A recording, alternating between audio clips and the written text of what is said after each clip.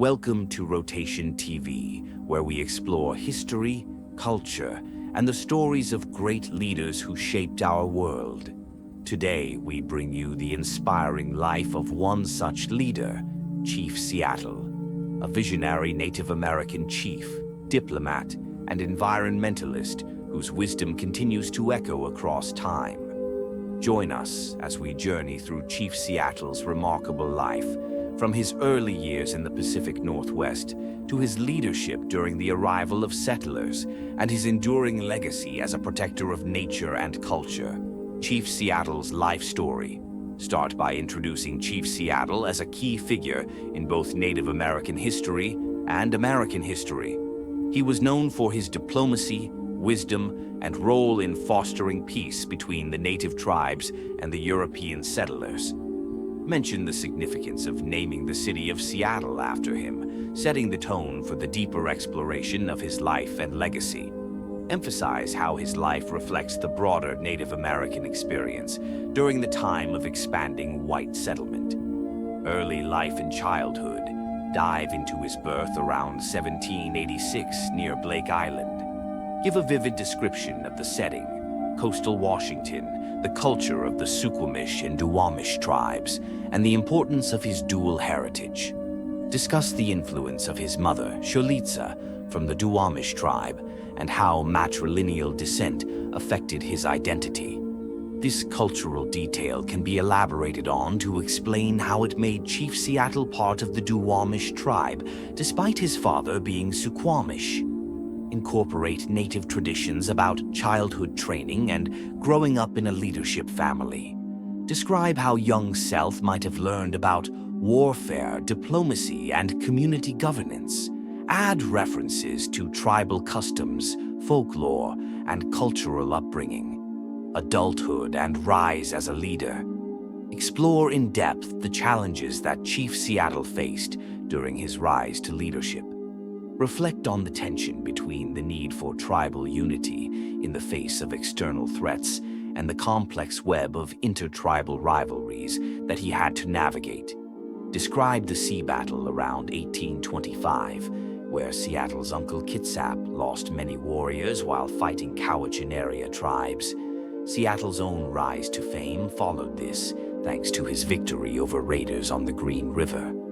Reflect on how Chief Seattle's strategic mind not only helped his tribe in warfare, but later in diplomacy.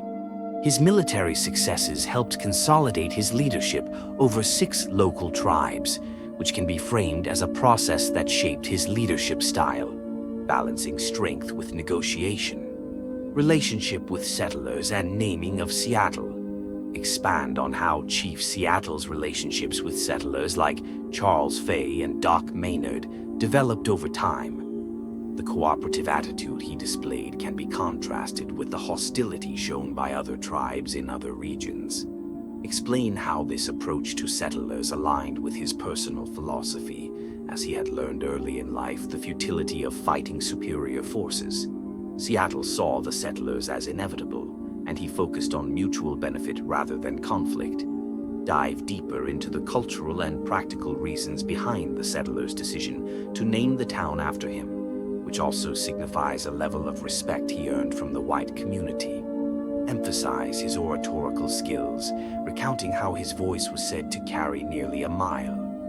Imagine how powerful such a figure would have been, physically and in terms of charisma, when negotiating with settlers. Treaty and the Battle of Seattle offer a detailed breakdown of the Treaty of Point Elliott. Discuss Chief Seattle's role as a native spokesman during the negotiations and how he may have felt about ceding so much land to the U.S. government. Highlight the internal conflicts he faced, as he likely knew resistance was futile, but also understood the pain of losing ancestral lands. Talk about the consequences of the treaty on the Suquamish and Duwamish people, particularly the long-term effects of forced displacement and the eventual loss of cultural identity for many tribes. Explore how Chief Seattle managed to keep his people out of the Battle of Seattle in 1856, emphasizing his focus on protecting his people rather than encouraging conflict. Contrast his peaceful stance with that of other Native American leaders involved in uprisings against settlers. Conversion and later years. Chief Seattle's conversion to Roman Catholicism in the late 1840s was a turning point in his life. Delve into how the death of his son likely triggered this shift, as grief often leads to spiritual transformation. Discuss the significance of his baptism and his decision to have his children raised as Catholics, reflecting a blend of Native American and Christian values that shaped his later leadership. In his final years, Seattle attempted to prevent violence between settlers and native tribes and curtail the negative effects of alcohol on his people. Reflect on his legacy, particularly how his actions set a precedent for future Native American diplomacy with the U.S. government. 10 Sayings of Chief Seattle. To ensure you fill more time, you can provide commentary on each saying. Break them down, explain their meanings, and connect them to Chief Seattle's life, the history of his people, and even today's world. Welcome to Rotation TV, where we explore history, culture, and the stories of great leaders who shaped our world. Today, we bring you the inspiring life of one such leader, Chief Seattle, a visionary Native American chief, diplomat, and environmentalist whose wisdom continues to echo across time. Join us as we journey through Chief Seattle's remarkable life, from his early years in the Pacific Northwest to his leadership during the arrival of settlers and his enduring legacy as a protector of nature and culture.